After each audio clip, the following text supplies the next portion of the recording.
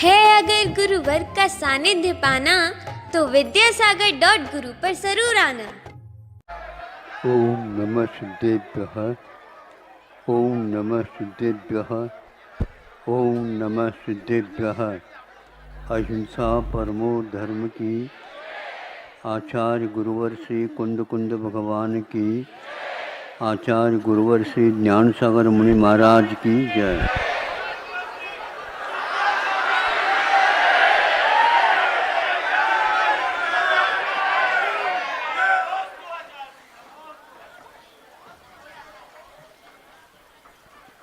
जब नदी में पूर आता है, नदी के पास तो आप जा सकते हैं, किंतु नदी के पार करने की कल्पना थोड़ी सी भयावह हो जाती है। कैसे पार करेंगे इसको? तैर करके तो पार हो नहीं सकते। पानी बहुत आया है, और पानी बहुत तो है ही, आया तो है, किंतु वेग भी बहुत है, और तटों का उल्लंघन भी धीरे धीरे चालू हो गया है। ऐसी स्थिति में पार कैसे करें? तो तट तक तो पहुंच गए बहुत सारे लोग, फैलता जा रहा है पानी, किंतु उस पार जाना भी आवश्यक है, क्योंकि खेती बाड़ी उसी ओर है। नहीं जाए तो चल नहीं सकता। किसान लोग भी इसमें शामिल हैं। नाविक कहता है, सांस रखो तो हम आपको पार करा सकते। साहस है तो, लेकिन नदी की ओर देखने से साहस टूट रहा है। मेरी ओर देख लो, नदी की ओर मत देखो। आपकी ओर तो हम देख रहे हैं, इसीलिए तो रुके हैं। लेकिन कोई पहले आगे हो जाए तो एक हम बैठ जाए, तो सांस करके कुछ लोग आगे हो जाते हैं और सब बैठ जाते हैं।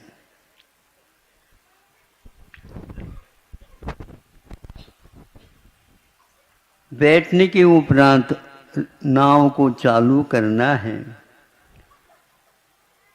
जिस दिशा में चलना है उस दिशा की ओर वह नाव के मुख को कर देता है, लेकिन एकदम ऐसा नहीं किया जा सकता।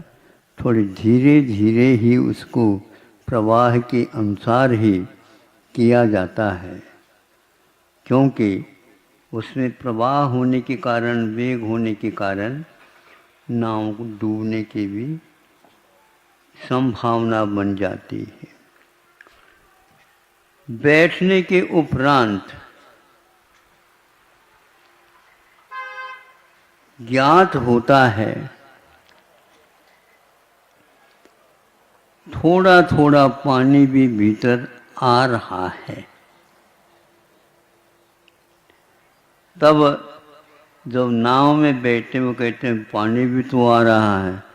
कोई बात नहीं, थोड़े बहुत इसलिए आवश्यक होता है, थोड़ा सा पानी आता रहे और निकालते रहे तो ठीक रहता है। आप सुन रहे हो?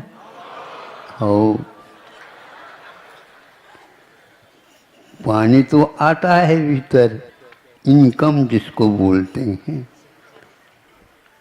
आउटकम नहीं, इनकम। और बल्कि आने दो, आने दो, आने दो। आने दो का अर्थ यह है कि आप उसमें से निकालते जाओ, निकालते जाओ। निकालना भी आवश्यक है। तो वो निकालना प्रारंभ कर देता है तो धैर्य आ जाता है कि अब हम सुरक्षित हैं। एक वह होता है जिसमें किसी प्रकार का छेद नहीं होता है, कोई चिंता का विषय नहीं रहता, लेकिन छेद होने के उपरांत भी पानी जितना आता उतना निकालते रहें तो भी उसमें कोई दिक्कत नहीं आती है। ऐसा हमने देखा भी है नाव में, जब पहले की बात है बैठ करके, उस समय इस प्रकार के लोग बहुत इसका प्रयोग करते थे। किसान लोग इसी के ऊपर निर्धारित रहते थे। नाव के माध्यम से रत्नगढ़ श्रावकाचार्य में उन्होंने कहा है वो नाव इतनी विशेषता नहीं रखती जितनी कि कर्णधार होता है। कर्णधार का अर्थ होता है नाविक, खेवटिया जिसको बोलते हैं। वह उसी के ऊपर सब कुछ आधारित है। 200 व्यक्ति भी नाव में बैठ जाते हैं। जैसे विमान में बैठ जाते हैं वैसे ये भी जलयान में बैठ जाते हैं, किंतु बिना यंत्र के कर्णधार अपने योग्यता के अनुसार 200 व्यक्तियों के जीवन को भी सुरक्षित रखता है। तो वह तट तक आ गई। तट तक आने के उपरांत वह एक एक काम, उठो निकलो यहाँ से, उतरते सब चले गए। फिर बाद में नाव भी खड़ी है, नाविक भी खड़े हैं। पूर्व तो और बढ़ता जा रहा है। नाविक को सब लोगों ने कहा धन्यवाद, आपने तो, हमने तो सुना था भगवान ही तारक होते हैं, लेकिन भगवान की भक्ति करने वाले भी तारक होते हैं। ये उदाहरण हमने दिया आपको ताकि आपका मन लग जाए। अब आगे के विषय से हमारा मन लग जाएगा, आपका भी लग जाएगा। सुनाओ, समझ तो नहीं हो रहा? अच्छा, नाम से तो नीचे उतर गए आप। सुनो, आचार्य कुंद देव ने आज ही प्रवचन सार में आया था विषय नित्थारयन्ति रोगम शुद्धोपयोगिनः शुभोपयोगिनः श्रमणाः। शुद्धोपयोगी और शुभोपयोगी श्रमण लोकम, लोक संसार को नित्थारयन्ति, निस्तार मिले इस तीर से उस तीर तक पार लगा देते हैं। स्वाध्यायशील व्यक्तियों के लिए एक बहुत विस्मयकारी गाथा है ये, जो कुंद देव ने लिखी है। क्योंकि प्राय करके शुभोपयोग से युक्त होते हैं तो वह आश्रम सहित होते। साश्रवाः शुभोपयोगिनः श्रमणा अपि, वे श्रमण होकर के भी शुभोपयोगी होते, इसलिए आश्रम सहित रहते हैं। लेकिन आश्रम सहित होने के उपरांत भी वे शुद्धोपयोगी के समान तो नहीं है, किंतु शुद्धोपयोगी के द्वारा जो लोक का निस्तार होता है, उसी प्रकार श्रवण जो शुभोपयोगी है उनके द्वारा भी लोक का निस्तार होता है। ऐसे कुंद देव ने लिखा है। इसमें टीका में लिखा जा रहा है, उसको देखने से ऐसा लगता है कुछ लोग भव्य प्राणियों की आंखों में चश्मा लग गया होगा, नंबर बहुत बढ़ गया होगा, ऐसा लगता है। उनको अपने नंबर, चश्मा के नंबर को सुधार लेना चाहिए, किंतु ध्यान रखना दुनिया में कहीं भी जाओ उनकी चश्मा का नंबर सुधार नहीं सकते कोई लोग। या तो अमृतचंद जी सुधारेंगे या तो कुंद कुंद देव ले। जो व्यक्ति अमृतचंद्र आचार्य को प्रतिदिन नीचे नीचे रखते नहीं, किंतु वे अपने उनके विषय को आज तक हाईलाइट करने का पुरुषार्थ नहीं किया, मुझे इसको सुन करके पढ़ करके ऐसा लगता है इनका भविष्य बहुत अंधकारमय है। भगवान उनके लिए भी कुछ टॉर्च का काम हो जाए तो बहुत अच्छा है, क्योंकि उन्होंने इस प्रकार के आयतनों को आराधना तो बनाया कि, किंतु किसी कहीं न कहीं स्वार्थ से ये बंधे हुए लगते हैं। इनका आग्रह दूर हो जाए और इनके पास सत्याग्रह आ जाए तो बहुत अच्छा होगा। सत्याग्रह जानते हो? सत्य को ग्रहण करना और सत्य का आग्रह करना ये बहुत कठिन होता है, लेकिन ये ध्यान रखना जब नाव डूबेगी उस समय उसी सत्य के माध्यम से ही उसका निस्तारण होगा। डूबती हुई नाव को भी नाविक लोग बहुत कुशलता पूर्वक उसको पार करा देते हैं। और अमृतचंद सूरी ने शुभोपयोगी और शुद्धोपयोगी दोनों मुनि महाराजों के लिए जो विशेषण दिया है, वह विशेषण आप लोग हमारे इस विशेषण को सुरक्षित ले जा करके और जन जन तक उसका उपयोग कर देना, क्योंकि हमारे पास कोई पत्रिका है ही नहीं। आपके भरोसे पर हम इसको आपके हाथ में दे रहे हैं विश्वास के साथ। अब अवश्य ही कहीं इधर उधर किसी के हाथ में नहीं देना, योग्य व्यक्तियों के हाथ में दे देना, और जो स्वाध्याय प्रिय है उनके हाथ में भी दे देना। इसका अर्थ का होता है, पूछताछ कर लेना। नीचे हिंदी देखने से ऐसा होता है, अंधकार फैल जाता है। भाषा का भी ज्ञान होना आवश्यक है, किंतु संस्कृत और प्राकृत नहीं होने के कारण ये सब घोटाला हो रहे हैं। हमारे यहाँ जैन समाज में घोटाला इसी का अर्थ का होता, अध्यात्म का घोटाला अन्यत्र कहीं नहीं होता। जिसके पास है उसी को वही कर सकता है।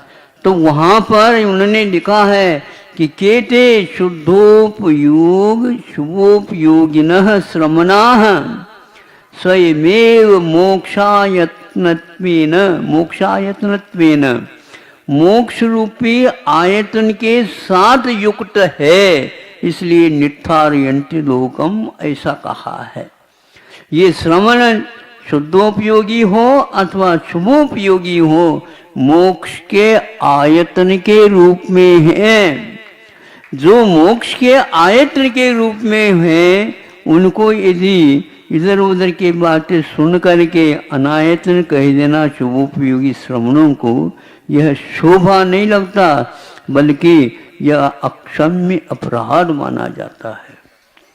इसलिए आवश्यक है, अपराध होता है, लेकिन अपराध को जो व्यक्ति स्वीकार नहीं करता उसके लिए अक्षम्य अपराध माना जाता है। इसलिए जो व्यक्ति शुद्ध पवित्र आगम ग्रंथों को पढ़ करके भी स्वार्थ के अनुसार विशेषणों का अर्थ निकाल लेते हैं, उनको अपने स्वार्थ के जो नंबर हैं उनको छोड़ देना चाहिए। और अच्छे भले कि गांधी छाप ही ग्लास क्यों न हो दिखाता हो, अच्छे मोक्ष आयतन आज तक उनके ग्लास में नहीं आया। ग्लास समझते हो? कांच तो होता है, लेकिन वो कांच नंबर वाला है, जान रखो। उसके नंबर के अनुसार वो मोक्ष आयतन शब्द जो किसके लिए दिया गया है, शुद्धोपयोगी हो अथवा शुभोपयोगी श्रवण हो, उस श्रवण के लिए दिया गया है। इसलिए अकेले स्वाध्याय करने से कुछ नहीं होता, किंतु आर्ष प्रणीत ग्रंथों को जिन भाषाओं में लिखा गया है उस भाषा के साथ उसका अध्ययन करने का प्रयास करना चाहिए। यदि संस्कृत और प्राकृत नहीं आता है, जिनके पास आता है उनके पास जाकर के निष्पक्ष हो करके इसका अध्ययन और श्रवण कर लेना चाहिए। आपका समय हो गया, आप तो पार होने की जो साधन था उसको भी अपना लिया और हमारे विज्ञापन को भी ले जा रहे हैं आप। ये बहुत अच्छा है, आज रविवार वैसे ही है, इसलिए सोच रहा था कि क्या करें, आज सुबह ज़्यादा यदि है जनता तो देख लेते हैं।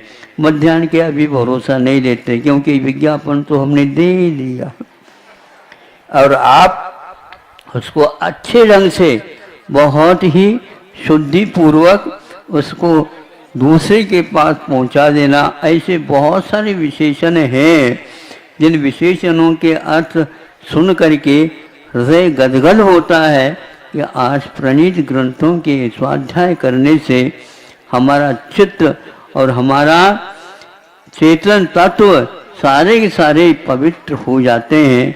ऐसे ग्रंथों को बार बार प्रणाम करता हूँ। अहिंसा परमो धर्म।